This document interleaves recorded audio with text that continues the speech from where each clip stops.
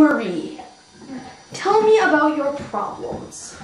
Well, it started out as this terrible itch I had. So my neck was there, I was itching it, and then it moved. Right as I itched it, it moved to my other arm, and then it moved again, and I realized it wasn't an itch at all, it was a burn. It was a terrible burning feeling. It was like fire, it was like heat, it was like the sun, but it was just my eye, and I couldn't itch it because it was on my eye, but it was in the back of my eye. So I freaked out, and I went to the grocery store, and I found this round, anything round. I was obsessed with round things, like my eyeball was round, the cherries were round, and then I accidentally stepped on a cherry and a strawberry. All these berries dropped. It was like a fruit salad, and I stepped on it, and the smell came to my nose, and as I took the whiff, I was just thrown. I puked in my head. It wasn't real. I just couldn't stand it. It was just like gut-wrenching. And then the next thing I knew, I was home, and all I could think about was stairways and doors.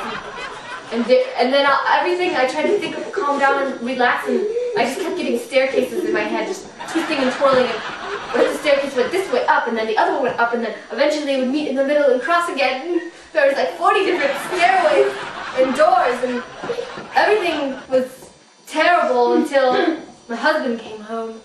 He's a baker. I did this terrible thing that everyone in my whole community laughs at me. I can't stop doing it. What I do is he brings home bread because he's a baker, and I wear them on my feet as loafers, as bread loafers.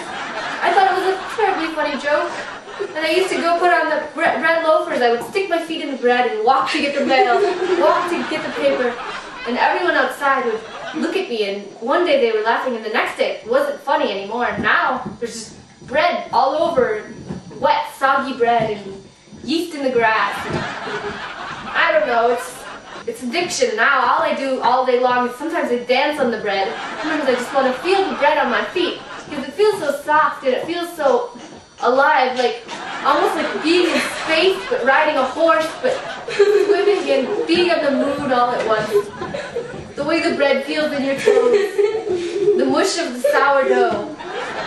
Sometimes the raisin bread just has the right amount of raisins to where I just feel a little bit more bounce in my step.